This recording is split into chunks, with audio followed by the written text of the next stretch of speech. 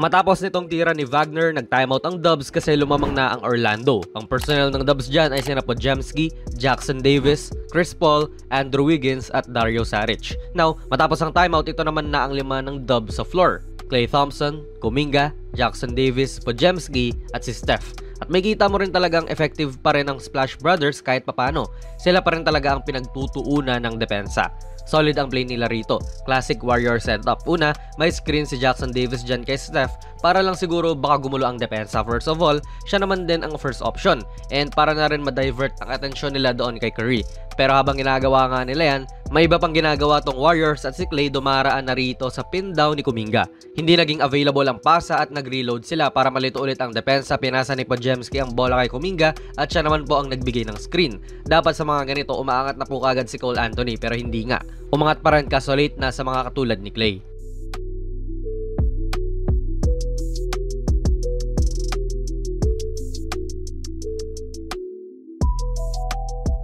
Tignan nyo sa sumunod nilang possession, magsasagawa na naman sila ng isa pang play para kay Thompson. At ito naman ay mga staggered screen. Medyo predictable na to kasi itong big man si Wendell Carter nakatingin na kagad doon kay Klay at nababasa na niya yung mangyayari. That's why nakaangat na rin kagad siya to stop tong attempt niya. Goods na, di ba? Napigilan na si Thompson. Ang kaso nga lang, wala namang tumao doon kay Jackson Davis. So kahit na hindi niya talaga tao yan, si Mo Wagner na ang sumulubong at na-foul niya to. I also really like kung paano dumepensa tong mga to dito sa fourth quarter. Tatanggapin na sana ni Wagner ang bola kasi medyo wala na rin sa position itong si Jackson Davis. Pero itong si Podziemski ang tumulong dyan kahit na medyo out of play siya. Mas mainam kung sina Steph or Klay ang sasalubong dyan kay Wagner, pero mas okay na sigurong hindi mo nakikita yung kalaban mo at certainly yan nga po ang nangyari. Good hustle mula kay Podziemski.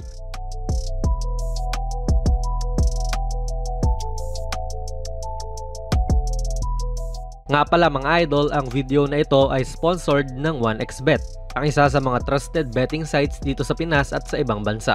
Kung gusto nyo mag-register, i-click nyo lang po ang link sa ating pinned comment sa baba at ganun din sa ating description box.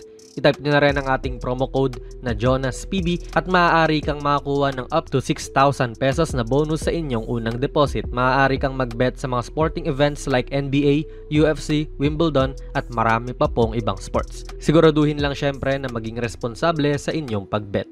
Sa mga oras na ito, ang best defender na maibibigay mo lang kay Banchero ay either sina Klay or Kuminga sa 5 ng Warriors. Si Jackson Davis, oo, siya ang pinaka-ideal pero may isa pa kasing big man ng Magic kaya mas okay din na dun siya. Kaya hamon din to kay Klay kasi bigger player tong tinatao niya at tignan mo, final na lang niya.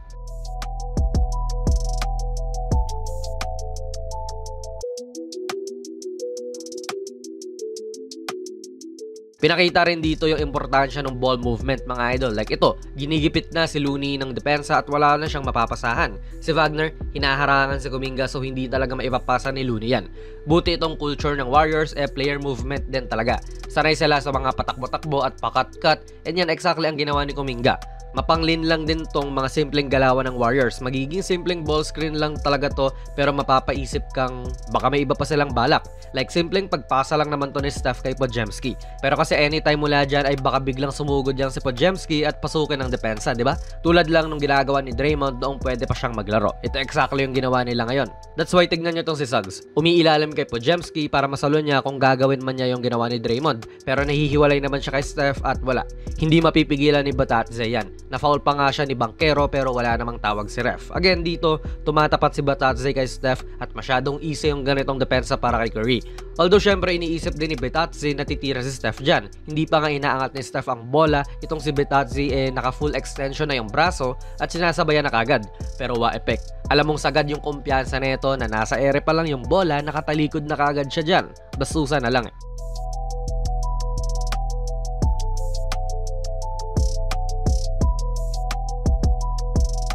Another play naman itong Dubs na mapapaisip kang gagawin ba nila to o hindi. Like itong pin down ni Looney kay Klay, di ba kanina pa nga yan nakakawala si Klay? Biglang sa kabilang side pala dumaan at hindi na naman nila nahuli.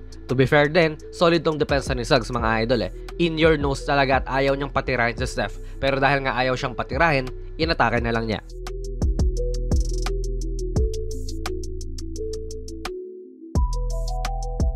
As usual, si Steph Curry ang nag-lead para sa Dubs, scoring 36 points, 2 rebounds, 6 assists at may 4 pang steals. At kahit na 15 puntos lang si Klay, yung presensya niya pa rin as a shooter ay nandyan. Kita nyo naman, nalilin lang pa rin niya yung depensa na pupunta siya dito, pero sa iba pala siya pupunta or iba ang gagawin. Classic na galawan ng Splash Brothers. Panalo sila dito kontra sa Orlando Magic sa score na 121-115. Ano po ang masasabi nyo rito sa ginawa ng Dubs sa 4th quarter mga idol? Ilagay nyo lang po ang inyong mga komento sa ating comment section sa baba. Kung nagustuhan nyo po ang ating video ay pipindot na lang idol ng like button, mag-subscribe ka na rin sa ating channel at ako nga pala si Jonas PB and as always, hanggang sa muli.